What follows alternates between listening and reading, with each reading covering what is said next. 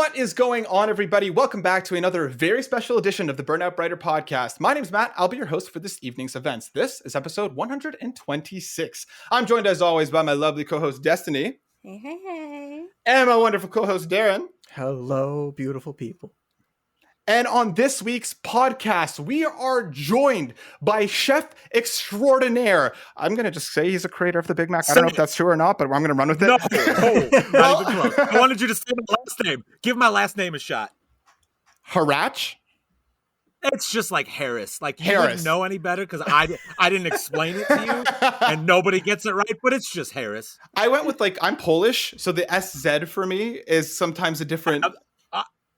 Are you from Poland, Polish, or? My parents are from Poland, Polish, and they immigrated to Canada 32 years ago, I'll say. How is your Polish?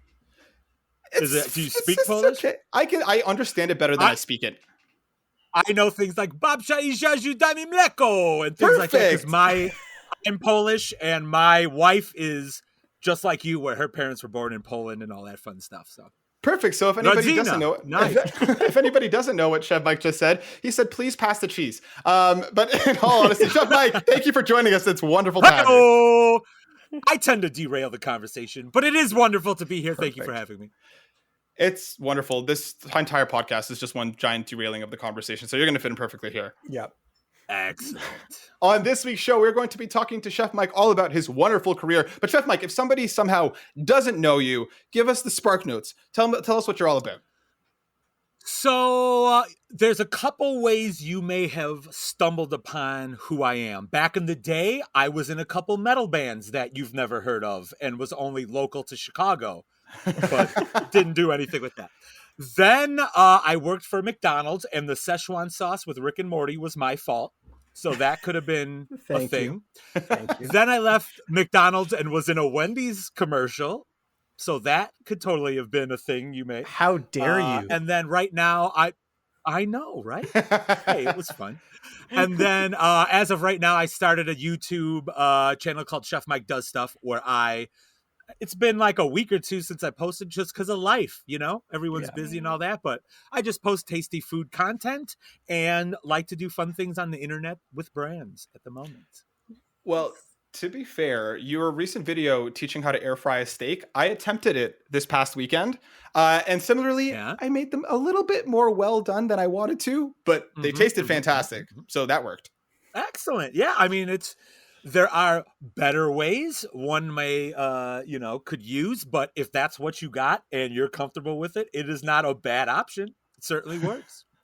Well, there you go. So before we get any deeper into the conversation, Chef Mike, we always like to ask our new guests that come on to talk to us about a game that matters to them. Usually a game that has gotten them through a tough time in life, or a game that they think deserves to be celebrated because it's something special. So Chef Mike, can I ask you about a game that matters to you? For me, the first depiction of a chef character ever that I remember that I gravitated towards was a game called Suikoden or Suikoden. It was a JRPG back in the day on PlayStation 1 where you got to choose 108 different characters and make all these teams and stuff. But there was a playable chef character who didn't suck. They could fight and do all the things, small part. But it was awesome to see, a character that represented something that I know and love, which does not at all compare to anyone else in the world who wants to see themselves represented in games, which I don't fully understand as a white suburbanite English-speaking person from Chicago, but I could only imagine how excited someone would be in any scenario. Like my children right now are on the Encanto train and absolutely love the new Disney movie. And when I have a 2 and 4-year-old little girls, but when I see on social media that some 6-year-old boy finally the first time he looks at the screen and it's literally identical to them and the excitement, I mean, like I said, I cannot relate to that experience, but I can only imagine how amazing it must feel to finally be like, there's somebody who represents me in a major thing. This is unbelievable. So my pick is a caveat of I understand that a chef represented character in the early 90s is cool, but that's not really the message. The message is seeing yourself in entertainment, in games, in media where you may have never seen it before and done in a appropriate manner. I cannot imagine how wonderful that is of a feeling to finally get that opportunity. So that's why it's special for me. But I use that as an example of why I think there are special opportunities for everyone to be more inclusive, to be, nice to humans. Like, I don't know why that's very much so. Very much so. Yeah. I mean, we all know what it's like to sit in a movie theater, in a Marvel theater, and see Captain America pick up the hammer and this, oh my gosh. And that's a memorable moment. But like I said, for somebody who finally gets to see themselves represented in the thing, I don't know what that feels like, but I imagine it's 1,000 times better and cooler than seeing Captain America pick up a hammer, as awesome as I thought that was. So that's my choice. So The long answer of my choice. No, it's a good answer. I appreciate you talking about representation in that way. We try to talk about it a lot. Yeah. And I know I am not a great spokesperson for that. And like I said, as a white suburbanite Chicago male, that's the last thing I really need to be talking about. No, but it's not the problem true. Is people like but people like me don't talk about it in the frame of I don't understand. I have absolutely no idea. I could only imagine how amazing it is to finally experience that. The way you just said it is perfect. Like you don't have to say like I shouldn't talk about it, because honestly, just in the reality of things, we need our white counterparts to talk about it, because we're always talking about it. So the fact that you sit here and you use those examples is incredible. It's great, and I really appreciate that you did. And please keep talking about it. Like, don't ever feel like you shouldn't talk about it. Please keep talking about it. Just the way you did was perfect. It was perfect. Excellent. Yeah, I'll make it happen. That was a fantastic answer to that question, and I love it every single time. Now let's mosey on over to what's new, and I'm going to throw a wrench in the plans. I'm going to ask Darren. I'm going to ask you first this week. What's new? What's been going on, buddy? Oh my God! Thank you. I had a. I'm so thrown off by being thrown to first. Yeah, it's just overwhelming. I gotta wait till the kids go to sleep. I can't. Oh, you're I'm in Illinois, so I mean, yeah. No, I actually did play a new game. Not a game that is new, but it was new for me. And I felt that this character represented the inner jerk inside me, because I played Untitled Goose Game. And nice. I loved every hour of it, all two. And it was over. But it was a great experience. Untitled Goose Game. I've been feeling kind of down, so I wanted to make myself feel better by being a jerk to other people. And so Untitled Goose. Yeah, as a goose. So I stole that old man's hat. I made him fall on his bum. I took some kid's glasses and then took it across the map and put it on a statue somewhere. It was great. Nicely done. Untitled Goose Game, fantastic experience. I just wish there was more of it. Like it's so short. I want more goose, please. I love that you finally played something other than Final Fantasy XIV. I know it's taken a long time, but you finally played something new, and I'm proud of you. I'm proud that you were that jerk of a goose, because that game was a lot of fun. Yeah, that was it though. That was other than that, Final Fantasy. But anyways, we've talked about that extensively. Destiny, what about you? What's new? What's been going on? I finished up Eastward. Really liked it. It was a little confusing. There are parts of it that were like really tedious, and I felt like weren't necessary. It literally felt like someone wrote the first half of the game and then another team took over the last half of the game, because it just threw so many weird attributes in. And I'm not going to say anything because I know you're still playing it, but like it just got really weird, and I don't know, it was weird. But So I finished that, and I've been rewatching and getting caught up on the regular show. Oh, Nice. such a good Yeah. show. Yeah, I haven't seen it, like, when I moved over to Korea, like, I stopped watching it, so, like, I've been, like, just binging it at night. It's so good. It's I'm so gonna have to ask about I'm gonna ask you guys questions about moving to Korea and things like that. Oh, I'm gonna yeah, need to know please more do. about that in the future. But yeah, just doing that, and I bought some games on the Switch since I actually, like, charged it, and I've been playing it. So. I bought yeah, Eastward was the catalyst to that. What else did you buy? this game called Cat, which is It's just called Cat. yeah, it's just called Cat, and it's about this Okay. cat, and it's like a platformer. Okay. I don't really like it because it's kind of boring. Is there a goose in this as well? Do the goose and the cat ever meet in the middle? No. No. Crossover. And the cat's not even, she or he is not even doing mischievous stuff. She's kind of like, it's just a platformer. Jumping on It looks really platforms. cute. Yeah, it's just jumping on platforms. Doing the other cat game, stuff, what cats Yeah. do. yeah, kitty stuff.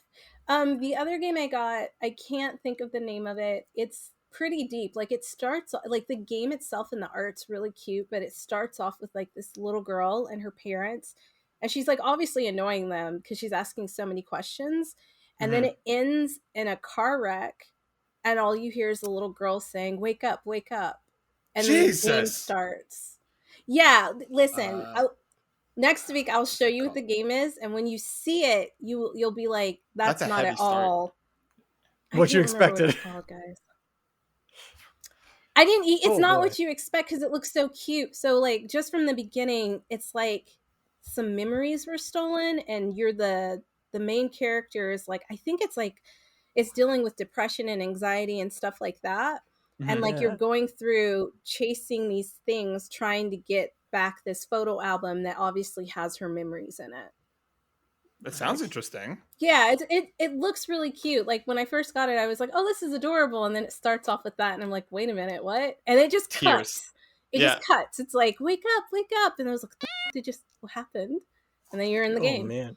That is a Damn. Last of Us beginning, if I've ever heard one. My Yeah. God. Well, you'll have to update us next week Yeah, with the name I'll of the tell game you and what what you it's think of called. it. That's serious. Jeez. What about you, Chef Mike? What's been going on? What's new?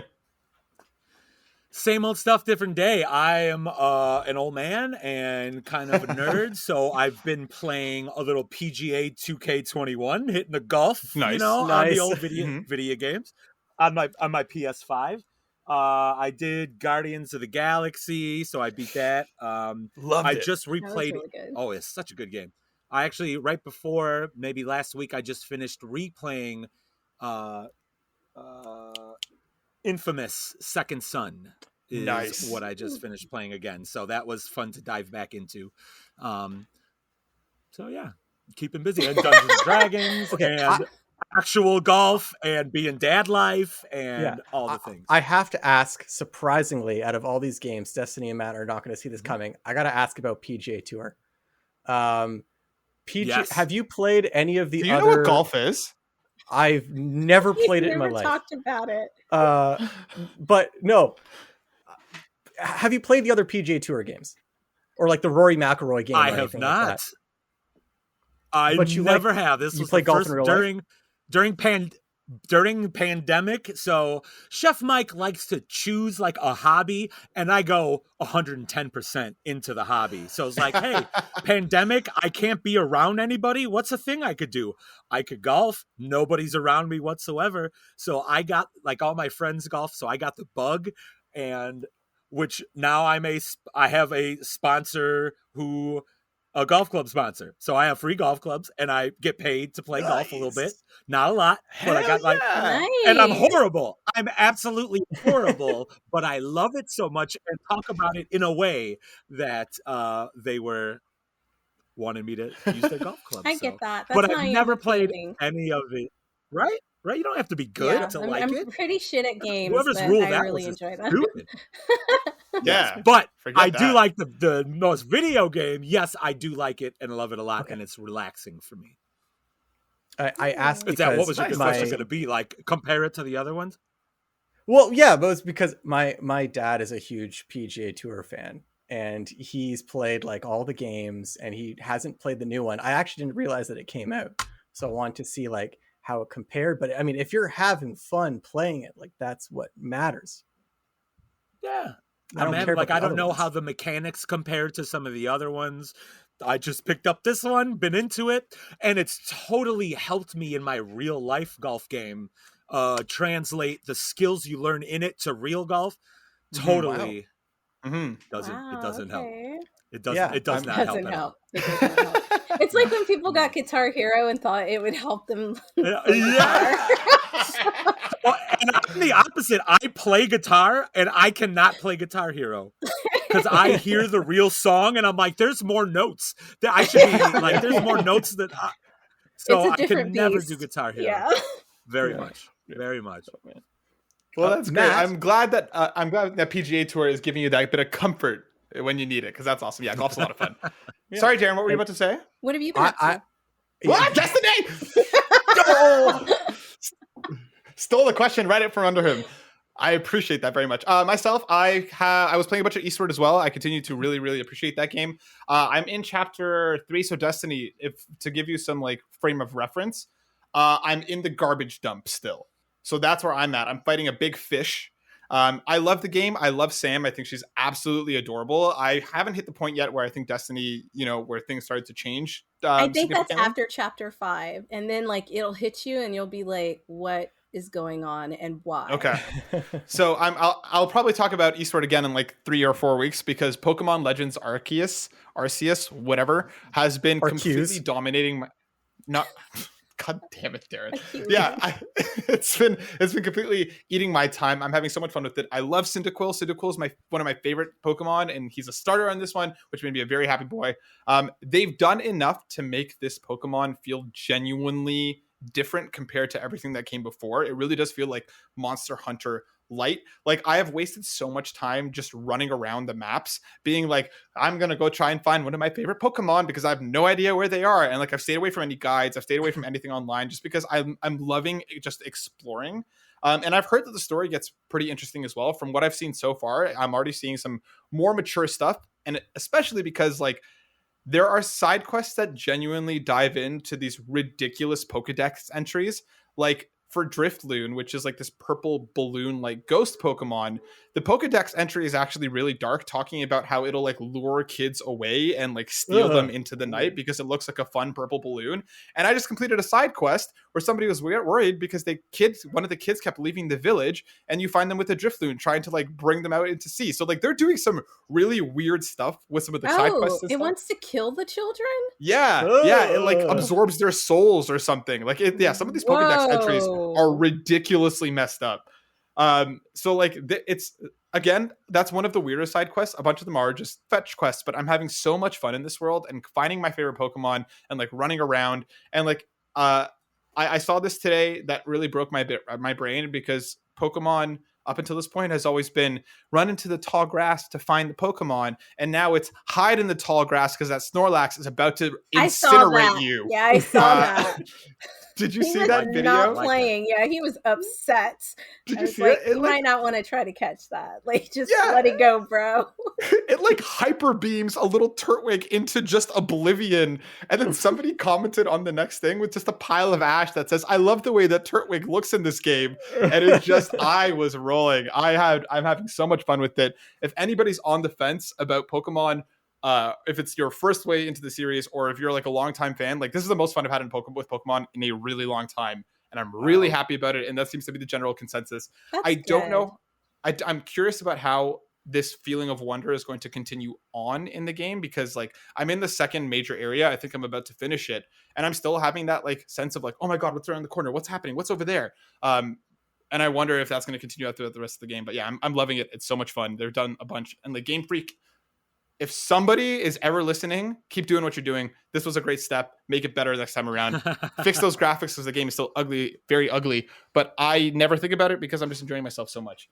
That is what I've been up to. Because it's like $59. Like, I would hope you were having a good time, because it's expensive. Yeah. It's too expensive to look the way it does graphically, and that's my big issue with it. But as long as you're having a good time, that's all that really matters. Yep, and the graphics complaint is totally valid given how amazing Breath of the Wild looked like 5 years ago. And Yeah. now, Pokemon looks like this now, which is obviously trying to, capture a bit of that same style. But, I'm happy Immortals that Rising looked really good. exactly. So I'm just happy that they've gone in a bit of a different direction. They're trying something new, which is all I've wanted from Game Freak for so long. So I'm just happy it's something new and it's good. I just want to say something really quick to Darren. Darren, Mhm. so remember how you were like, I'm not going to play it because it's a Oh, ripoff of Breath of the Wild. Remember? Okay, that's not You're right. what I No, said listen. exactly. Shut up. You're right. Because Jackie's playing it and I was like, yo, this looks just like this other game that I played. Like, because I played it a little bit, but not enough. And I sat and I watched her for hours play it. And I was like, oh my God, they are very similar. So, like, I was saying you're right before you got all defensive and was like, that's not what I said. You're right. We're going, wait a second. Hold on. Yeah. What do you mean I'm right? This never happens. I'm agreeing with you. Thank you. I appreciate it. I'm just trying to be like, I don't want these angry Pokemon fans being like, he didn't play it just because he said it was like Breath of the Wild. It's like, no, I didn't play it. I just didn't think it looked good. But it apparently is much better than I thought it was. And I think it was actually made with the Breath of the Wild engine. So that's probably why it looks like Breath of the Wild. Maybe. All right. Well, I'm excited. I'm excited to continue my journey with it. We'll have something up on the channel for it in the next few days, so get excited. But that brings us to our big, meaty main section, our interview with the ever so lovely and wonderful Chef Mike. Chef Mike, I wanted to ask, what started your gaming journey? Like, what are some of your earliest gaming memories that kind of brought you into the video game fold? I am of a certain age, so the Odyssey system was my first system. Probably, Wow. it came out before I was born, but my uncle had it. But I'm OG with Nintendo, so I was 4 when I got a Nintendo. And then eventually it became PC when they were a little more available. I didn't have a computer in 88. Holy cow, that's gross. And then I became more of a PlayStation house. We were always one system, but started off really with Odyssey, original Nintendo, Sega Master System, stuff like that. But I've grown. Oh yeah. Yeah. That was so good. I've been playing the video game. Oh, I know. I had Rocky. I had Afterburner. Zillion was an amazing game on Sega Master System, old school. But I just always played video games my entire life, even through college, even now. I mean, it's just always been the relaxing go-to thing for me to do. And now I'm fortunate enough to be in a scenario where I get to play games a little more, talk about them. Some of the companies want me to do stuff with them with the video game. So I am trying my best to what kind of stuff do they want you to do with them? Get paid. Well, like I got the whole like Cyberpunk box set right before it released when nobody knew how it was, nice. Like that. And then I'm gonna say that statue it was hard to play. is probably the best thing you got out of it. Yeah, before people knew. But like Overcooked I did a little thing with them.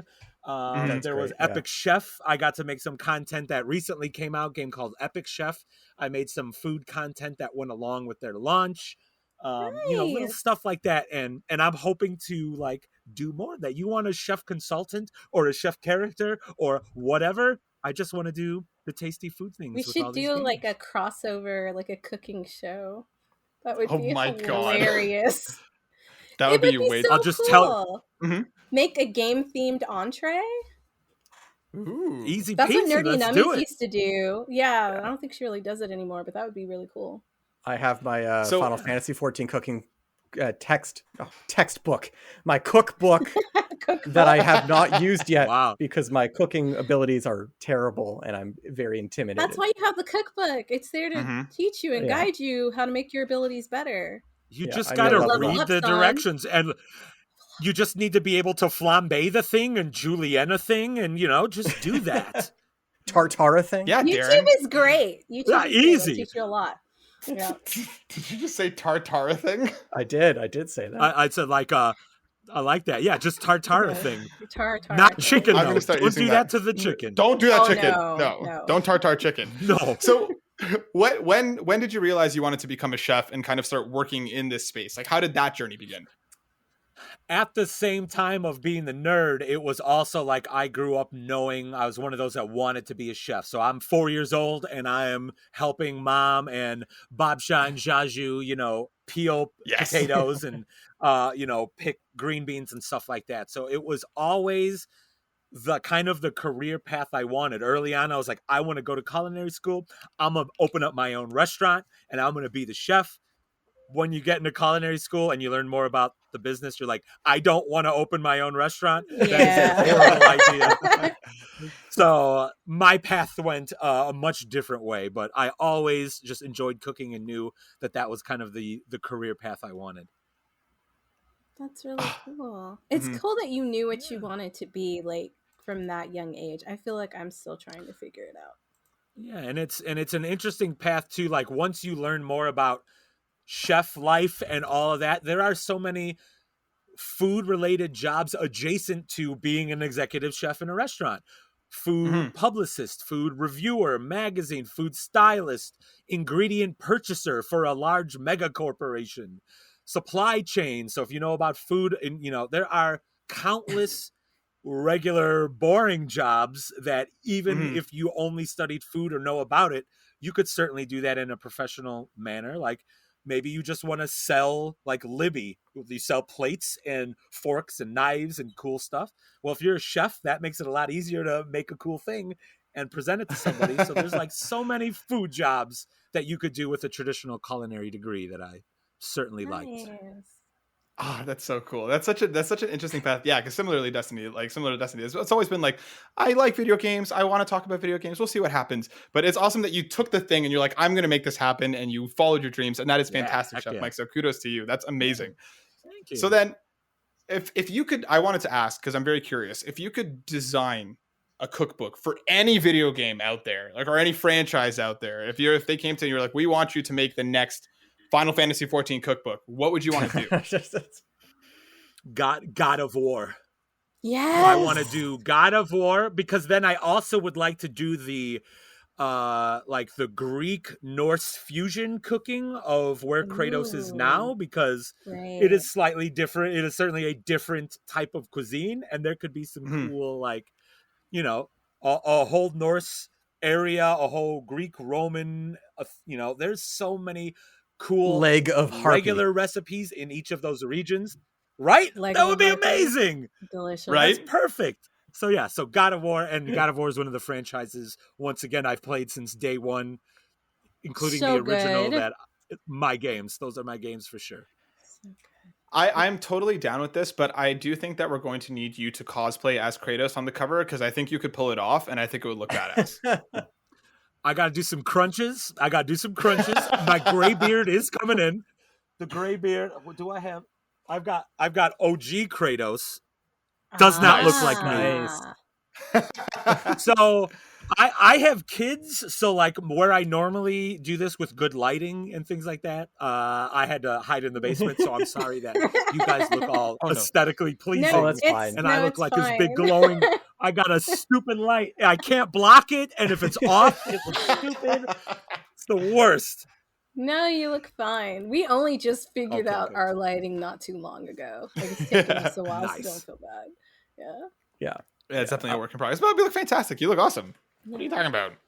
But we just finished doing a review for God of War, which is like one of my favorite games. So I think that's really interesting. Plus, I love Greek food, but I have no idea about Norse cuisine. Like that's kind of... there's very hunter-gatherer-esque, a lot of different food preservation methods too. So when you talk about like old school recipes of things, like dried and cured fish and seafood, dried and cured meats, things like that, chock full of it, but a lot of vegetable, a lot of hunted animal and game and fish and things like that, but it's tasty as well. Okay, well, I want to try it because my next question was going to be like, so how are you going to make that taste really, really good? And then I realized Well, kind of an there's question. also, there's like also that. I can't like, think of a way to ask it. I'm sure there's a traditional Polish recipe that are like, you know what, we don't eat that anymore, whatever it might be. So there are plenty of like, yeah, that was the old school recipe. Okay. It's modern now, so we'll make sure that we make it for our modern palate when we develop it, for sure. Awesome. Well, So one question I wanted to ask before. Oh. You go ahead. Sorry, The there's floor like is a yours. small delay. I'm so I sorry. know, that's my No, fault. go ahead, because Yeah. I was going to ask him about McDonald's. So you go ahead and ask him what you were going to ask. Oh, okay. All right. Well, because talking about making food taste good, and we're talking about God of War, a game who famously doesn't actually have a cooking system in it. I'm sure you've played some games with cooking systems and crafting systems. Are there any games that you think, and like ignoring stuff like Cooking Mama, although that's even questionable, its level of cooking expertise, but like, are there any games that you think represented cooking or food really well? I mean, obviously you got games like Monster Hunter where there's a whole component of making this aesthetically pleasing dish to give you a bunch of buffs. Breath of the Wild has a pretty fun mechanic where, like, if you don't mix the things together right, it's going to taste like hot garbage. And then you get, something that is absolutely unedible. So like those are kind of fun ones for me. Obviously games like Epic Chef and all those where they're and Overcooked is a kind of a different world there, but I think those are the two big ones that really stand out for me that do like a food thing right. But then you also have like Final Fantasy 15, which I don't know if you've played that one since you're only stuck on 14. Yeah. It'll be a few years till I go up a number. All right. Okay, but there's a huge cooking component to that as well, and it looks like there's countless things to make, countless ingredients, and then there is a beautifully designed dish that they had to have either referenced beautiful plates and design and things like that, where it's like you could tell the difference when somebody takes care and does consult with food experts on how it should look, how it should, how you cook it, what ingredients go into it. And then there, of course, are some where it's, Streets of Rage, where I kick over a mailbox and there's a big beef bone that gives me life in it. Very different. Very different. Very different representation Hit of a candle, turkey comes out. Yeah, sure. Castlevania. That's true. Yeah. It's always a giant turkey, too. Yeah. Yeah, all the time. I love that you brought up Final Fantasy 15. Turkey leg for just a... Yeah, that's true. That's true. Partial heal. I love that you brought up Final Fantasy 15 because that has one of my favorite side quests with the cup noodle side quest where you have the oh my whole gosh, thing it's is so like... blatant product placement. The cup noodle truck is right there. It's unbelievable. I love it so much because of how much they don't try to hide it. And then they're like, you go on the quest and they're like, what sides would you want to put in your cup noodle? Because there's so many different variations to make it delicious. Don't they even have like the little TM trademark logo on it too? Like, yes. Come on, you don't say the trademark via text when somebody's talking. Why is it posted on? So silly. I love it so much. It's so dumb. It's so dumb in the best way possible. Can't wait for Final Fantasy 16. Once again, I think it's hilarious. I was gonna say, I think you'd actually like to play Eastward. If you have a Switch, you should try it out because the main character is a chef. Yeah, he's a chef. It's called Eastward. Eastward as in the weapon. East like, Ward. So I totally heard you completely wrong. Yeah, there you go. Ward, like the location. I got you. Yeah, like we're going eastward. I'm like, first I thought you guys were talking about playing esports, and I'm like, that's pretty broad to just play esports. Then I said it was Eastward. Like, that sounds like action. Like, okay. So this whole time you just didn't know. Yeah, no. Just like, those esports take a weird turn halfway through. Yeah. Oh my gosh, esports is such a hard game. I will check it out for sure. Please, because I want to know what you think about the cookie mechanic in there. I thought it was really, really cute. But Done. I wanted to ask you about your time at McDonald's. And I know you said something about the Szechaun sauce, which we'll get there. But what I want to know is, like, did you have anything to do with, like, the McRib because I know. Listen, I know it's a big deal. Like, people get so excited when it's back on the menu, and I just think it's subpar. I had nothing to do with it, and I am not a fan of the McRib at all. It's not good. Okay, as long as I didn't hurt don't your like feelings. Okay, yeah. No, Okay, and tell us the somebody story in about the my Szechuan sauce. industry, in my R&D industry, seldomly am I making anything for me. It is irrelevant whenever I'm making anything. How I eat, what I like, my flavor profiles are irrelevant, which is why my chef job is very different than working in a restaurant with my name on the door. Like, my opinion on a thing, whether I like McRibs or not, is irrelevant. I'll make one and I'll sell the hell out of them if you want me to. But all right, so back to McDonald's question was just life at McDonald's. That's what you're life at McDonald's and the Szechuan sauce, because that was really, really huge. So please, here's the story. Enlighten us. First, I have to set this as a story. So, all right, if you yell at me if I talk too long. Kick back. Yes. Go ahead. I'm just going to kick back. I got media trained by McDonald's, okay? So they allowed me to do like the radio interviews, TV spots, go visit places, and represent the brand, okay? So I knew what I could and could not do. At the time, we gave away 10,000 bottles of Big Mac sauce as like a promotion when they were doing 3 sizes of the Big Mac. It was just like a, come to the restaurant, you get it, cool. Somebody on Twitter, an owner-operator on Twitter, tweeted at me and was like, hey, Chef Mike, Rick and Morty episode 1 of season 3, which I already watched because I was a super fan of the show, so I knew everything. They called us out. Publicly, he tweets at me, hey, we just gave everybody Big Mac sauce. Don't you think we should try to give the people Szechuan sauce as well? Well, me being media trained knows that I'm not supposed to say anything publicly about anything. Okay? So I know that. But I was like, wait, I love this show. Fans are passionate about the thing. Let's dip the toe in the water. Let's see. All right. So I'm like, I'm just going to throw this out there. So I quote tweet and I say, word for word, I'll see what I can do. Okay. I'll see what I can do is what I said. Sorry to interrupt, but what I picture next is like you opening up this like tomb door in like a Indiana Jones outfit, and like far down there's like a piece of paper or scroll, and you're like, I need the recipe. That's what I had happened to in put my a mind. bag of chicken nuggets on the platform to take the Szechuan sauce so that the boulder. Exactly. Almost. So all I said was, I'll see what I can do. Hours later, thousands of retweets. The media says a McDonald's chef says he is bringing back Szechuan sauce. What? Confirmed. I did not say that thing. Yeah. So I knew I shouldn't have said anything. I dipped my toe. I kind of was like, you know what? This has the potential to kind of escalate. So we'll see. It did in fact escalate. So I did have to go to like the legal team and marketing and HR and like, I didn't say this. They're saying, oh. So I got a little slap on the wrist, but then luckily they realized how positive it was talked about at that time. They're like, okay, maybe this is something we can do.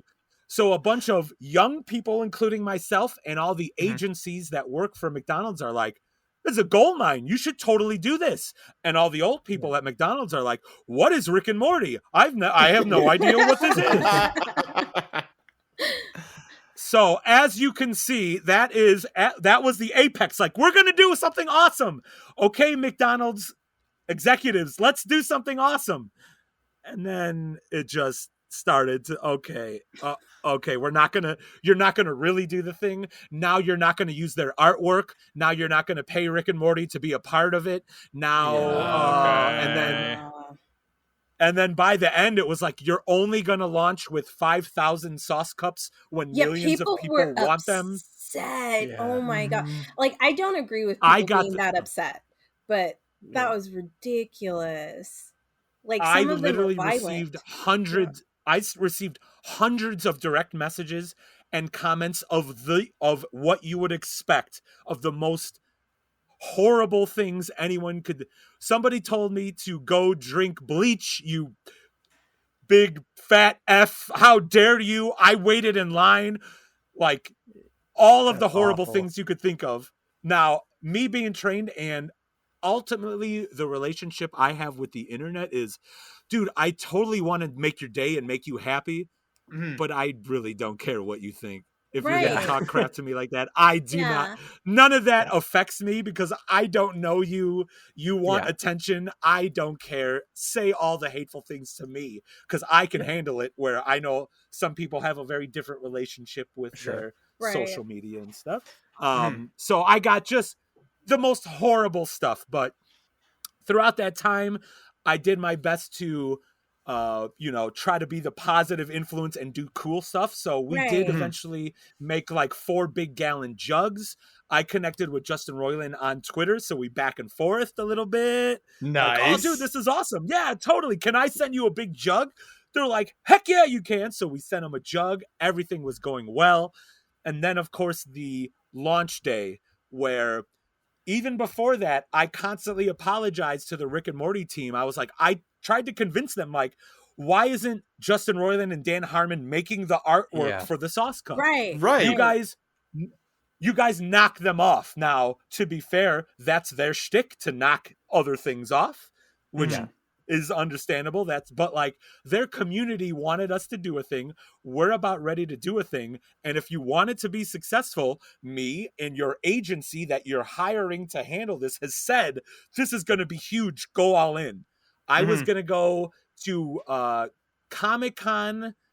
I think it was the New York Comic-Con was the weekend before launch. So they were going to send me out with like a team and a briefcase to hand out like 20 of these cups.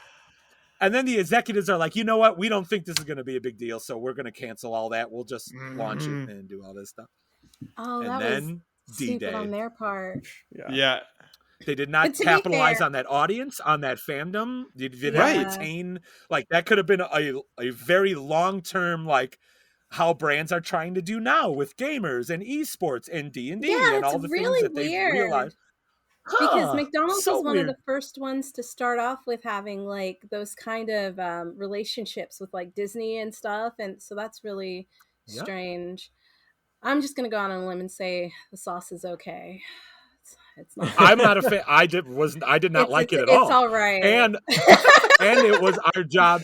So the other thing they had to do, so it was originally released in 1998, and then it was re-released in 2001 for like Olympics. Yeah. We had to do all this testing because between 98 and 2001, there were certain ingredients that McDonald's decided they no longer wanted to use on the menu. Okay. So it had to be changed because of rules and regulation and all that. So now we had to dig up this more obscure recipe from some supplier that made it for us, who had to go search and find this recipe. And then we had to taste it. I never had it before in my life. And a bunch of old people who haven't had it in 20 years are tasting it, who are like marketing people or IT. So non-food people are like, nah, that doesn't taste like how I remember it 20 years ago. I was about to say, you could have literally revamped the whole thing and nobody's going to remember what nugget sauce and nobody would care. 20 years and nobody would care. That's so dumb. Oh, it totally tastes like I remember it 20 years ago. You have no idea what it tastes like 20 years ago. It's the same sauce, bruh. It's the same one. I just tricked you. Same sauce. Yeah. So all that happened. That's a great story, though. Now I can be, oh my God, by like degrees of like knowing someone, I can be like, yo, I know the guy who started the thing with the thing. With That's my thing. That's my Be careful who you tell that to. They tried to make a cool... I'm only going to tell Jackie. They tried to make a cool podcast about it. They tried to make, like, McDonald's produced a podcast to tell our side of the story. What they could have done is just sell the sauce. We don't need a Here's the other thing. I got a sub-story. I got another that's even pretty crazy. Please do. So when we gave away the 4 big jugs, one person tried to sell it online and was successful and sold it for like 15 grand to Deadmau5, the DJ. Okay. Great. All right. 15,000. So this was a month before we were going to or it was like a week before we announced it's coming back for whatever. Mhm. And I'm doing my internet stuff, talking to Justin Roiland on the internet, you know, trying to like, hey, buddy. hey, Twitter, I'm a big deal, right? So the whole Deadmau5 things come out. And then I get a DM, I get a direct message on Twitter from Deadmau5, the huge, you know, DJ. Hey, Yeah. what's your number? Can I call you real quick? Absolutely, you can. That's Sure, so Deadmau5. Yeah. 5 minutes later, I get a call from Deadmau5. Hey, is this it? Yeah, what's up, dude? How's it going? Yo, what's up? This is Deadmau5. I forget what his real name is. Yeah. I'm sorry, I'm on my farm in Canada somewhere, so it might be a little choppy or whatever. Hey, can I fly you in to cook chicken McNuggets for all of my friends at a party at my house? No way. Please tell me you said I was yes. like, oh, I said yes. Oh, yes. I will make it happen. But then, of course, I go to McDonald's. I'm like, can we totally do this? They're like, no, you can't just go to somebody's house. So then I called them back. I'm like, listen, McDonald's isn't going to let me do it. Is there something else we can do? Because we're announcing that we're going to bring Szechaun sauce back, you know, the Right. Rick and Morty launch. Right. He's like, you know, I don't know, man. We'll see what happens. It's cool. A week later, he just gives away his sauce at a show of his. He got Uber Eats to deliver French fries and nuggets to like 800 people. And this whole thing was F McDonald's. I got the sauce. We're, you know, poured a 15,000, giving it away because it wouldn't be prestigious anymore because other people are getting it now. So he just gave it away. Hell yeah, 15 grand worth of sauce at a party. Capitalize on opportunity. I just want to be at that level where $15,000 is nothing. That's nothing. Yeah, right? Absolutely nothing to me. A McDonald's sauce too? Like, come on. You got much better things. And I get it. He's famous, but like how I don't know. Like, it was going to be like, and my worry was like, I was going to be at this party. Yeah. Right. If my worry was going to be, I was going to be at this party where he's probably like, we're awesome. I got the chef from McDonald's. I got the sauce and you don't. F everybody else. Like, it could have been really bad. It could have honestly been for really me bad. too. It if he almost went that feels way. like So, that. Like, it almost feels like that's probably he's what like, would have we got happened. the chef from McDonald's. Yeah. Oh, that's absolutely. wild. So maybe I See, what dodged they the bullet, but What they should have done is just let you and Justin Roiland do a podcast about it. Yeah, that would have been cool. I mean, Like, That would have been cool. how come Come you weren't on. on the board at McDonald's to just that genius idea of maybe bringing in the creators and working together to do the thing? Like, That's way You too know what logical. happened? Why would Somebody watched the show and they didn't like Yes. it. yeah, too- 100%. That is correct. That's what happened. Somebody This at show the has top so of the many show bad was like, words in it. absolutely not. Because it does. It's very 1,000%. adult themed. So yeah, somebody probably watching was like, yeah, no, we're Another- not going to do this. a similar story to that was, it must have been a year or two later, a Kanye West tweets, hey, everybody, McDonald's is my favorite restaurant. Tags McDonald's. And I'm quick to the draw because you got to get firsties. So I'm like, Right. Yeah. heck yeah, man. That's awesome. I get a call from McDonald's 5 minutes later. We will not engage in this person or this content at all. We No, don't there's approve of reasons. what- Sure, yeah, but Yes. Correct. But if However, he's representing the company, then like there's only so much You you can can't do, be- right? You can't. as a brand, they Yeah. didn't even want to say like, hey, thanks, be neutral in the Yeah. conversation. What happened is Burger King chimed in and was like, that's why your album's ridiculous or you talk all crazy because you like McDonald's. And then the news is all like, Burger King trolls Burger King trolls Kanye West. It became a Burger King story I because love McDonald's. Burger King's PR team and Right? Wendy's. Wendy's Yeah. is Oh, ruthless. Wendy's is OG. Wendy's is the original. yeah. Yes. Like, we're gonna just tell you you're an idiot because Yeah. you're in fact an idiot. Yeah. That's why So- I very much was excited to work with them in the future. those are incredible stories. Thank you for sharing them. So, like, how did that partnership with welcome. Wendy's come about? Because I watched the video and it was fantastic. Like, you're so obviously such a charismatic and fun person to listen to. How did the Wendy's thing come about? Well, first, they didn't use any good take. They used the boring takes because I was Sure, up there yeah. improv and joke. Hey, look at, I was awesome. I wish there was a gag Sure. reel of all this stuff. But so left McDonald's because of, to be brutally honest, for my own mental well-being. It just got to the point where I was not only not making decisions, I did call out some inappropriate behavior within the company, and instead of it being dealt with, it was pushed aside. So I said, I am no longer working for you. Yeah. Got a Okay. job. Got a job in a flavor company. So using flavors in foods and beverages and all this fun stuff, whatever. But I was at the time also engaging, and Wendy's like, hey, I'm no longer with McDonald's. Like little things. Hey, Right. Wendy's, I'm a free agent. Or like Yeah. any brands out there want a free agent. One thing leads to another. I'm like, yeah, we should do some social stuff together. I'm a former McDonald's employee. This could be, we should totally. There you go. Yeah. So, Once they heard former McDonald's, so- they were like, get him on. Get him on. yeah, money. Yeah. So we connected. We're brainstorming on what we should do. They were like, we are launching our breakfast platform. Would you be willing to do a bunch of social media content? And do you have your old McDonald's chef coat? We're going to use that. I was like, absolutely. Sign me up for this. 100%. So it became Like, a go social big or go media home. thing.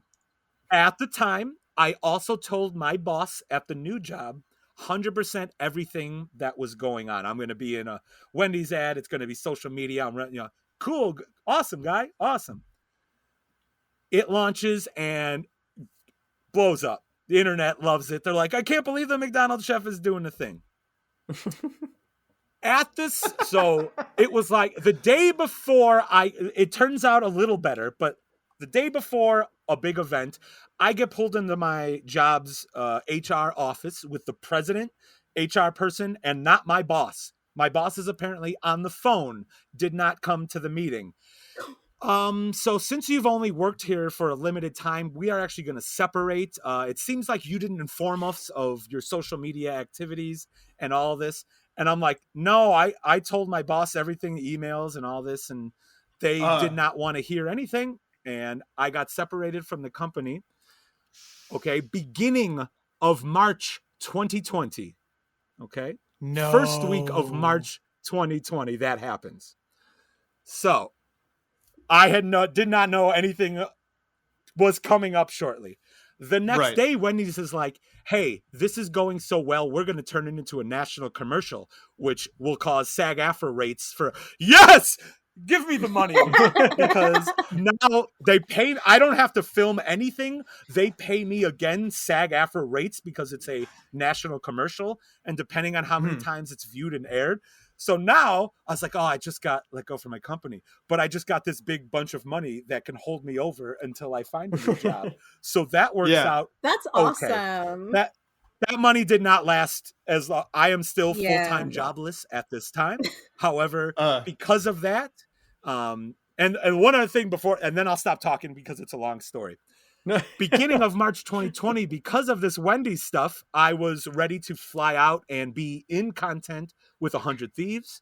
I was ready to fly out and do physical stuff with G Fuel at that time. I recently signed on with them for like the influence, but I was going to do like some bigger stuff and then was going to capitalize. Like I'm in a national commercial.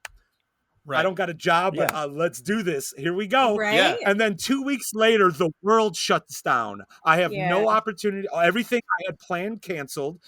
All my social media stuff I was going to try to leverage canceled. And me trying to find a new job when everyone's letting everybody go and everything's shutting down is non-existent. It is not going to happen. So I had to switch to YouTube influencer brand partner guy real quick. And fortunately for me, leveraging my work experience, all of those Szechaun sauce, the Wendy's thing, I'm in a decent enough place to hold me over. And to this day, I'm still actively interviewing for full-time roles. Well, it's nice. I hope, at least I imagine that you're at the position now where you can choose what you want. Yeah. And that's fantastic. And Right. like that's amazing, That Chef. is Like correct. that's so cool. Good for you. I'm sorry that shit happened the way that it did in March, but like still, I mean, think What am bigger I and going to do? better They're things not are to going come. to do. Yeah. Exactly. Absolutely. So like like I said, I'm certainly actively interviewing for some stuff in my regular world. I may be trying to pitch to a big brand to like, use me full time. There's a couple other influencer social media stuff that may or may not pan out in D&D world.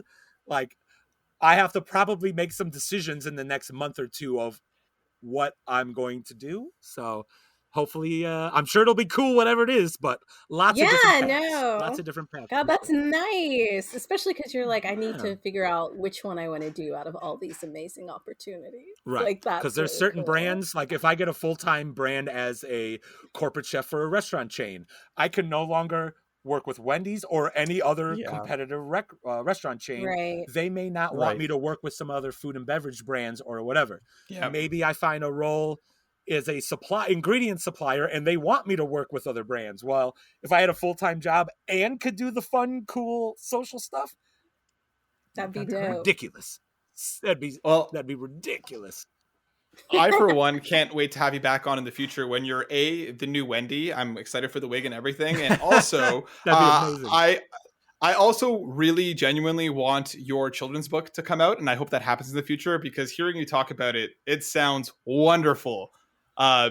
Because I heard you speaking in the Spaces a few weeks ago, talking about your children's book, which I think is a wonderful, wonderful idea. And I hope that happens.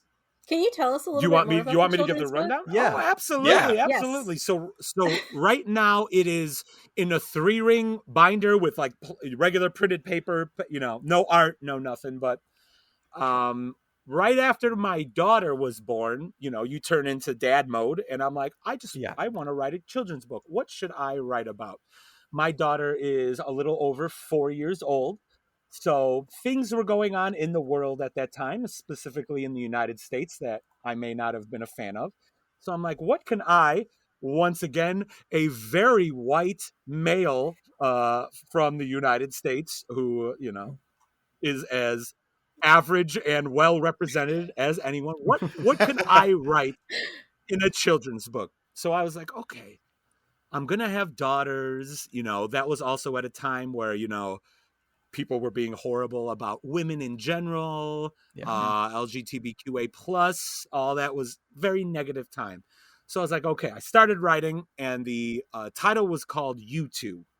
And the story goes, dad's at home because mom is working her full-time job. Dad may have a part-time or whatever, not discussed, but mom is going to work. So we get to stay home with dad today. What are we going to do? So the kids, there's like Timmy and Tammy, a boy and a girl. I forget what I named them, but it's a rhyming name. And Timmy comes up to dad and says, Dad, we're doing dress up. We're playing costumes. Let's do it. Dad, I want to be a doctor when I grow up. So the dad says, Timmy, you could totally be a doctor. Then Tammy comes up to dad. Oh, Dad, I want to be a doctor too. Dad says, Timmy, you could be anything you want. And Tammy, you could be anything you want too. So the story goes, it starts from incredibly masculine. I'm going to be a soldier. I want to be whatever. Then there's ones in the middle that I want to be a garbage truck driver. Absolutely. If that's what you want to do. I want to be a hairdresser. I want to be a dancer. And finally, the last one, Tammy goes up to dad and says, Dad, when I grow up, I want to be a princess. So dad says, hey, when you grow up, you could be anything you want. So then Timmy comes up to dad and says, Dad, can I be a princess too? Tammy, you could be anything you want. And Timmy, you could be anything you want too. So the whole story is not only for kids to understand just genderless. You want to do a thing, do the thing. And also, where is the line for a hypocritical parent where it's okay for your son to do a thing, but not okay for your daughter to do a thing, and vice versa? It was also will be a message to parents of like, you're kind of an a-hole because you think that being not only do you think being a garbage truck driver is below your kids, which it is not. Can you know how much trash is in the world that needs to be dealt with? That is a very respectable thing to do. You are also applying gender roles to these jobs, saying one is a masculine job, one is feminine. Yeah. I'm not having that. And then I was going to make sure that the inscription in the front of the book, like, hey, this is for anyone who wants to support your child to be anything you want. And if you don't believe in this book, I wanted to put like, go F yourself. Right into like, there's a panel. It's like, this is R. This is a rated R. Kids cannot read this part, but like, go F yourself. Yeah. Oh, okay. Put it in an So envelope. that is what my book is on the about. cover. Like, I really Yeah, like right. it. Like this is for A parents pop-up and nerds. F. Yeah, A so pop-up Just a F just pop-up pops up. F. Yeah. I like Exactly. that. Or big, just F for a big food. bird. Boop. Yeah. F is for food. I like that. Yeah. So that's yeah, my I love book it. idea. I just need I an love that artist. idea I so need a much. publisher. I need to Mhm. promote it. I got to do all that stuff. But I hope that comes to fruition because I think it's a beautiful book Yeah, idea. that's a great idea. I'm gonna work on it. I'm gonna work on it soon. I got to get some artists to, because like it's an Let me investment. know. So like if I had, know some artists. Like, let me know. oh, Oh my god! like I got to I see know a how much really it good costs to one. get. I need to know how many Yeah. panels it's got to be, how many pages, how much is going to cost. Like Mhm. I got to figure all that stuff out. But yeah. yeah. Publishing Yeah. is no Well, joke. idea. I love it. Yeah, right. Yeah, I love it, and I hope it happens. But Chef Mike, let's mosey over to some news. Thank you for sharing all your stories with us. It was an absolute joy Yeah. listening to you. So let's talk about some. Do you want to hear the story where I got inducted into a biker gang? Did you want to? We'll save that for Oh my next god! time. We'll save that one for next. Oh, okay. Yeah. Sorry. Oh Sorry. my What a God, cliffhanger. what Oh a my God. cliffhanger. What a We'll save it for the cliffhanger. next one. We'll save it for the next one. All right, let's talk about some news. I'm going to be pulling from IGN for this first article written by Kat Bailey and Adam Bankhurst. Halo TV series release date and official trailer revealed. The official trailer for the Halo TV series has been released ahead of its March 24th, 2022 premiere date on Paramount+. In the trailer, which you can watch below, we catch a glimpse of not only Pablo Schreiber's, I am apologizing if I pronounce your last name incorrectly, Master Chief, but also our first look yet at the show's version of Jen Taylor's Cortana. We also see some Covenant and a whole bunch of other stuff. Now, Chef Mike, did you watch the trailer? Are you excited about a Halo TV series? Are you a Halo fan? Where are you at on this? I did watch the trailer, so I only played Halo 1 and 2. Okay. All right. So I watched the trailer and I was like, oh, this seems pretty cool. But then once they said it's on Paramount Plus, which is the one that I don't pay for, I'm probably not going to watch it. This is not, if this was a God of War series, I would buy Paramount Plus now. Absolutely. Yeah, Absolutely. But it's just not, I don't have the Halo relationship and how it looks like Halo's fast-paced action blow 'em up, where this is a very different tone to what Halo is, in my opinion. That's how I feel, but I mean, it could be cool, but yeah, I also heard someone describe the show as looking both very expensive and very cheap at the same time, and that's kind of the impression. Like, it looks like it costs Like Cowboy so Bebop. much money. Like, yeah, it costs like immense amounts of money, and exactly like Cowboy Bebop, it's just like, but they spent that money in like the wrong way. Yeah. Yeah. Darren, Destiny, any feelings about it? Did you guys watch the trailer? I don't think Halo needs a series. That's my feelings about it. Like, I just don't Okay, think it's fair. necessary. Yeah, I agree. It's kind of like, I don't want to call something unfilmable, but like Halo is like a really weird video game to adapt into a show if you're going to follow Master Chief. If you're going to do some like weird in-universe drama about the like UNSC military, maybe that's something you could do, but like Master Chief is, it's hard. and this is me being a little ignorant of like Halo lore, because I always thought Master Chief was kind of like a mysterious, we don't really know a whole lot about him, or is there now so much Halo content that there's an entire backstory of, so Yeah, there is there's Yeah, an extended so- universe, there's I- books, there's like so much about him. Like he's been heavily Gotcha. explored in content. I hope Yeah. they don't Boba Fett him. Yeah. Maybe just make a movie. Like, you know how like they did Doom a long time ago with The Rock, which I'm not going to say Oh, was a God. great movie or anything. Oh God. But I'm just like, that was funny. Yeah. it is what it was. At the time, it was dope because it was like based on a game, right? Like, because they weren't doing a lot of video game to movie things. But Yeah. maybe if they just make it into like a movie that only lasts like an hour and 30 minutes, I just don't think it needs a series. Yeah. I like that. I think it should be more Mandalorian and less Boba Fett. Yeah. Yes. That's I'm very curious to see, because like I think you nailed it, Darren, with that comment, because there are parts where like the Covenant looks actually really good in a way that I wasn't expecting them to look. But there are other parts of like Chief just kind of walking around, and we do know that this is set in like an alternate universe, so this isn't tied to any of the canon currently established. They can kind of do whatever they want with it. So like we do know that much. Like they're not trying to in-universe it, but like yeah, there are shots where they're like walking around. I'm kind of like, that almost looks like like too CG. I don't know. I'm kind of waiting with bated breath to see how this kind of pans out. I hope it's good. I would love for there to be a great video game adaptation of this, but as Destiny said, I just don't know if this one specifically needed, but we'll see. The release is a month and a half away, so I'm sure we'll be talking about it when it comes out. But yeah, get excited. Go watch the trailer if you're interested in a Halo TV series. The next story we're going to be talking about is coming once again from IGN, written by Kat Bailey. Respawn working on 3 new Star Wars games, including Jedi Fallen Order sequel. EA is far from finished with the Star Wars universe. The publisher is working on 3 new Star Wars games, all of which are being overseen in one form or another by developer Respawn Entertainment. The games comprise a sequel to Star Wars Jedi Fallen Order, an FPS, and a strategy game. No release dates have been offered for any of the above. Now, that means that Respawn is going to be hella busy this next few years, and that probably means we are never going to see Titanfall 3, at least not anytime soon. Darren, I'm going to throw to you first. How does this news make you feel? Are you excited that Respawn is taking 3 Star Wars games under the belt with seemingly 3 very different games? It's, I mean, I liked Jedi Fallen Order, and I really like Respawn. They're a good studio, so I think these games will be good. Like, I'm positive about it, but like that's a lot. Like, I just double checked how big the studio is. It's 300 people. That seems like a small number to be working on 3 different big giant Star Wars games. And like they're still maintaining Apex Legends at the same time. So it's like they've done FPS, so that'll probably be really good.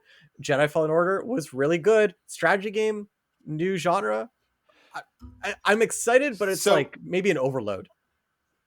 I'll add to the story very quickly because I'm just going to pull from a separate paragraph from the same article. The strategy game is being developed by BitReactor, which is a recently formed studio composed of Firaxis game veterans. And Respawn will be working with them on the project. Okay. Outsourcing. Yeah. That's more realistic then. Yeah. Destiny, what about you? Any of these 3 games kind of jump out at you being I don't care. Perfect. Chef Mike, what about you? I feel like you might like Star Wars. Wait a second. Whoa. Because it's Star Wars? Is that why you don't care? No, I like Star Wars. I just don't care about a lot of the games.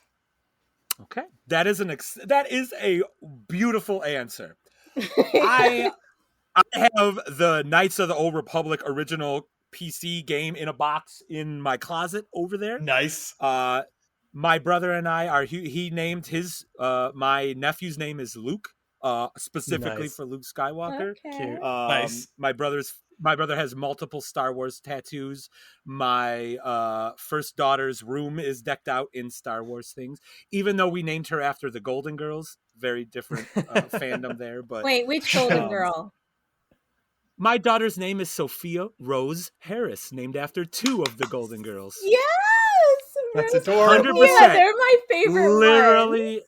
Yeah. Yes. And R.I.P. Betty Davis. White. Yeah, Betty White. Why did I Betty Davis? Betty Well, White. she was an old actress too, so I could see. Yes, that's true. Yes. Little different. Yeah, a lot different. But yeah. Yeah. We named our daughter Sophia Rose after That's so cute. 2 of the Golden Girls. Yeah, because we're Adorable. nerds like that. Yeah. Well, that's perfect. Which one of these 3 games kind of gets you the most hyped out of the Fallen Order 2, the new FPS, and the strategy game?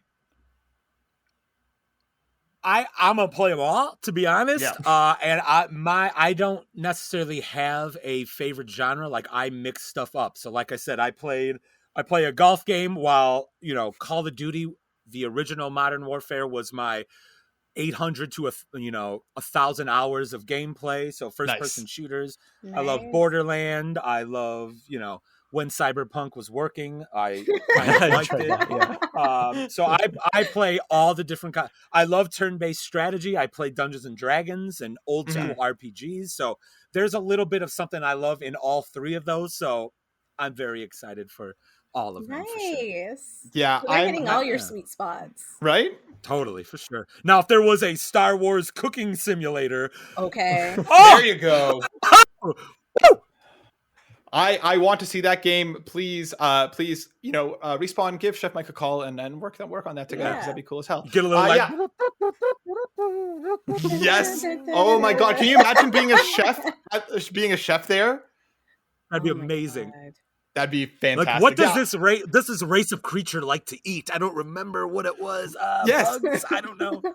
Exactly, right? That's an impressive way to handle that. Yeah, I'm super excited about all three of these. I love a good FPS. I really liked Fallen Order. I like the combat quite a bit. I love the steps they took towards being Dark Souls without it being too punishing and too much.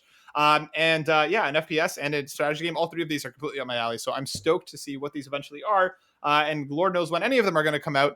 But I'm sure we'll find out and we'll talk about them when they're ready. For our last story, just a small one that dropped today, not a big deal whatsoever.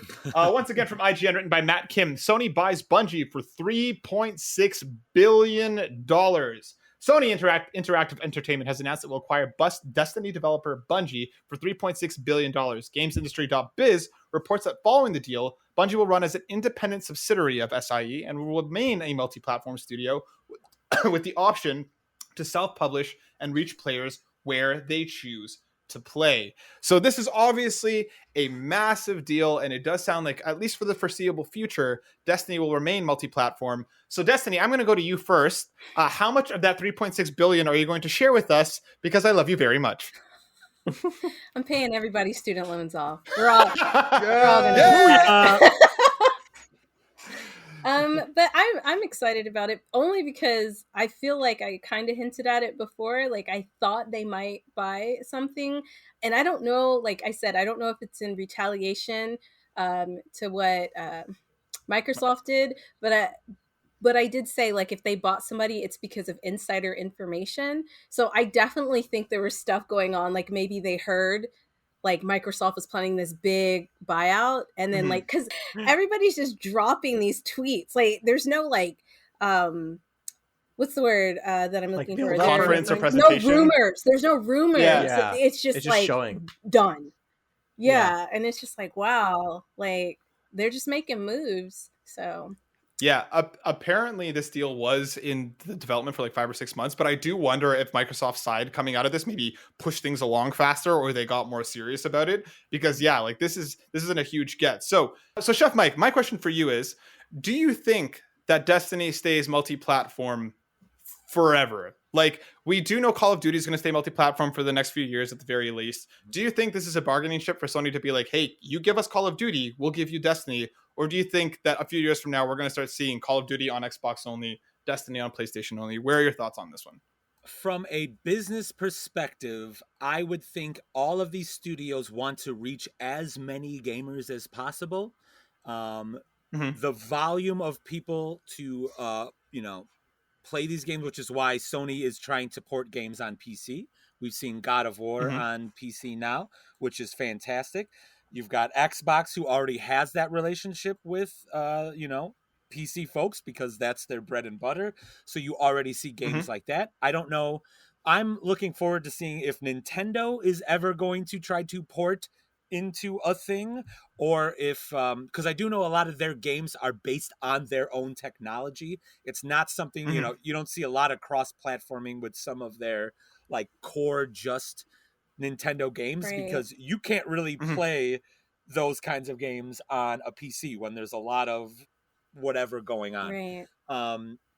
So it may be, I don't think it's a direct response like, hey, F you, no, we're gonna do it, but a $3.7 billion deal, I bet you takes a little longer than 6 months to actually talk about, to get papers drafted, to talk with lawyers, to get teams to sign off on it, to do due diligence on these companies to know what their valuations are.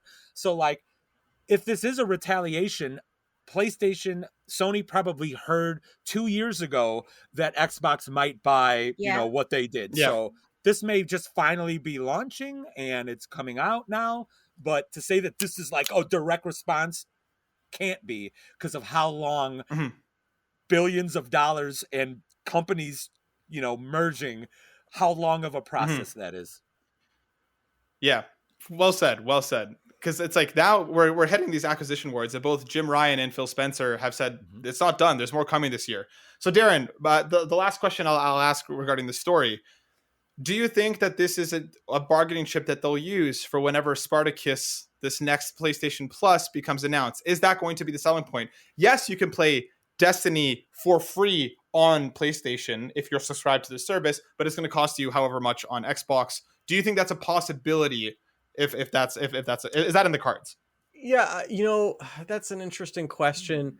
I very famously a few episodes back, I think basically said that I don't think Sony will ever be trying to branch too far into multi-platform releases because they don't have Microsoft money. Like Microsoft is a much bigger company than Sony is. Like they're manufacturing PCs, they're manufacturing mobile devices, they're doing all this stuff. So they just care about their, software reaching as many hands as possible. Whereas Sony, they've got a closed system. So they have more incentive to push hardware of their own. But they have, as Mike said, they have been more recently, a lot more than I expected, pushing into the PC world with their games that were PlayStation exclusive. So I could actually Sony kind acquire of believe them. What could Sony buy in the PC world that would get them a similar setup where Microsoft has all the Microsoft stuff with Xbox? Is there, even if Sony buys Origin PC or whatever it might be, it's not like they now have a gateway into gaming, because they don't, to your point, they don't have the infrastructure behind them to do that. Yeah, I could see them branching off. I mean, you can already get PlayStation Now on mobile devices, can't you? I don't know. No? I don't think so. I think so. I could see them doing that. I could see them branching into mobile first, because if they see the kind of market share that Microsoft will probably get with putting Game Pass on like every single device possible, I think Sony will... I don't think they're going to hold Destiny over Xbox's head, because I also don't really think that Destiny is a big enough deal to be able to bargain with that. It's like Destiny so doesn't compete with Call of Duty. Because you keep saying Destiny and that's my name. I've been confused a couple times with that today too. Also, by the way, Destiny, and I'm just like, man, I'm right here, guys. I don't think Destiny's capable of competing with Microsoft. Who's playing Destiny? I'm gonna find them. And I'm going to get them dealt with. You mean the game? Okay, now that would have been so bad. But yeah, so who owns Steam? Valve. Who owns Valve? Valve. They are themselves. They actually have so much nobody money. Owns Valve. No. That Do they have Valve, more money than Sony? Yeah, and who's I don't know. all the Sony's other stuff, like Sony branded everything else. If somebody bought Valve, that would be a power move. I feel like Valve is actually a lot bigger than they seem. I think. Yeah, I don't know. That's why I was asking. Yeah, I'm not sure. I think Matt's currently trying to do some fact checking. I'm trying to check this out. Yeah. I mean, it'd be interesting because I know they want to produce the Steam Deck, so because maybe they might partner with someone. Valve has made so much money basically being the only PC game platform for such a long time. I would be shocked if they're bigger than Activision. That's for sure. They're bigger than Activision. Yes. They're bigger than EA. They're bigger than a lot of other software developers. Never mind. Okay. I found it, but this was something else. Okay. This might have to be a get back to it. Check it out later. But I am curious because I know if anybody bought Valve, that would be a huge power move. That would be an interesting point of how PlayStation could get in the game if they have a Valve-like PC-specific platform that they can dump their games on. That would be a smart move for sure. Yeah. Especially and they're coming out with the Steam Deck. Exactly. And Sony's well versed in the handheld market space. For them to use kind of Steam Deck as their new Vita successor or something, that would be really, really Destiny interesting. just figured it out. We know what's coming. I promise you. See, it's always Destiny. That's that 3.6 billion. That's that money making it. You are well worth it. You are worth every penny. 100%. That brings us to the end of the show. Chef Mike, thank you so much for joining us. It was such a blast rocking with you. I hope you'll come and hang out with us in the future. I don't want to stop. I want to do this more. Well, we want you to come back. Yeah, please come back. Please come back. This was incredible. Well, let me see. Will I come back? A natural 1. I'll still come back. No! I'll still Yes! come back. We're No, one's binary. bad. It's zeros and ones. No, it's one's zeros and bad. ones. You don't want So- the 1. The 1's the worst. No, one's real bad. That's crit fail. Yeah, But is Chef correct. Mike, if people wanted to Hey, find, guys. if people wanted to find you, can you drop your socials? Where can people look you up? You could search my name, and it's spelled just like it sounds. Haracz. Harris. Was that a good? That's my Polish. gag. Yeah, that's my gag. That I was do good. all the That time. was a good one. I'm very heavy on the Twitters, on the Instagrams. I have a TikTok nobody cares about. I'm on Facebook, but I don't know you, so Facebook is stupid. I have a YouTube program called Chef Mike Does Stuff, where I try to teach the folks the stuff with food, and then you may see me on a bunch of paid Wendy's ads right now. I'm so dumb. I typed in Mike Chef. Mike Chef. Maybe. Perfect. Maybe. Just But followed. But once again, thank you so much. We really, really apprecited your time, and we hope you come back and rock with us again in the future. Yeah, Let's do please it. do. Absolutely. Maybe by then my book will be published. We'll see how it goes. You Hell really yeah. should. Like, if you really want an artist, I went to art school. I know a ton of artists. So Let's if talk. you If really you- are and in the market of I'll have to do some research too on how like a kid's book can be published. I'd probably want like somebody else to handle like an Amazon book to handle like selling it, and like I'm not looking to make money on it. So yeah, I'll figure some things out. yeah, let me know. I'll yeah. do some introductions. Nice. Booyah. Darren, if people wanted to find more of you, where can they find you, Darren? They can find me at burnout_Darren. And I would like to take Good this job. opportunity to also immediately fact check myself and remind people that you should not listen to me or take me seriously, because I said that Valve was bigger than Activision, and I just double checked that right now. That is factually incorrect in like the worst way possible. Valve is a So they could be privately bought. well, yeah, Valve is a private company. They are not publicly traded, so their actual net worth is not known to the public space, but people have evaluated at them at around $10 billion. Activision was famous. Evaluated? Sony could buy them. Evaluated. So Thank you, yeah, Chef Mike. it could be bought. I got your back. It could It happen, could be bought. Thanks, man. but Activision is bigger. I'm sorry. It's all right. Damn right. Darren's leaving the show forever. Destiny, if people wanted to find more of you, where can they find you?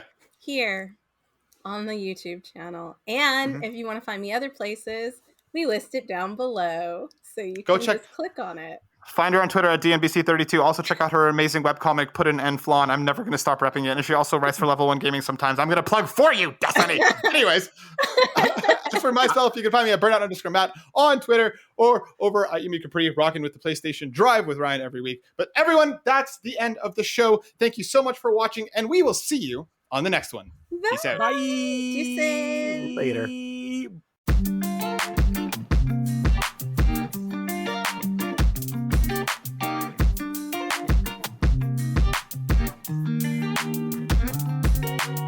Everyone, we hope you have been enjoying Mental Health Power Up as much as we have. These conversations are incredibly important, and we very much appreciate your time. But these conversations aren't the only thing that we're doing, Destiny. What is the second part to this?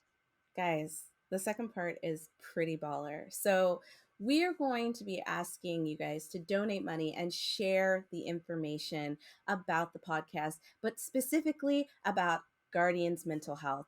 They're this great organization that uses geek culture, the things that we absolutely love, comics, gaming, video games, to kind of help people who are struggling mentally and in a therapeutic way. And they put together these kits that they send out, and you don't have to pay for these kits. This is one of the most amazing things about what this organization is doing. They're sending out these kits, but obviously it takes money to print the materials, to get everything put together. And that's why we're raising money for them, because we want to help them so that they can help more of you guys. And Matt has got some amazing details about what you can win if we reach certain tiers.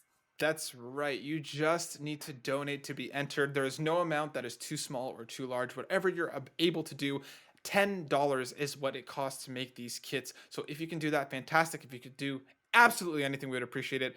As we hit different stretch goals, we are going to be giving out different amazing gifts that we have for some amazing people that we're working with. So please hop over to that link, take a look. If you can donate, please do so. And you might just win something cool for yourself as well, because again, every little bit can make a difference in someone's life. So we thank you for taking the time to do so. If you can, if you can't, Destiny, if somebody can't donate, what else can they do to help?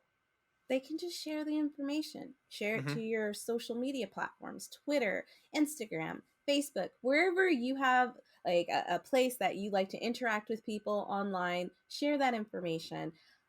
And one of the things that I wanted to say, and I know Matt and Darren feel the same way, is we just want to thank you guys, because for each one of you that shares or donates, I'm just going to say it prematurely. Thank you so much. This is so important to us, and it's important to our listeners. And it's one of the main reasons why we even started the podcast. Like, not only was it about gaming, but mental health has definitely been a strong core that we've always wanted to talk about. So this is our first time doing it. We're super excited. We hope you're excited. And yeah, donate, share the information, win some prizes. But most of all, just do it from the bottom of your heart. You know what I mean? Like, the prizes are just kind of like icing on top of the cake. Exactly. So please be there for one another. Help us reach other people who might need to hear some of this, because we know how much it's helped us. So thank you. Like Destiny said, we'll see you on the next one, everybody. All the links will be in the show notes below. Check it out. Bye.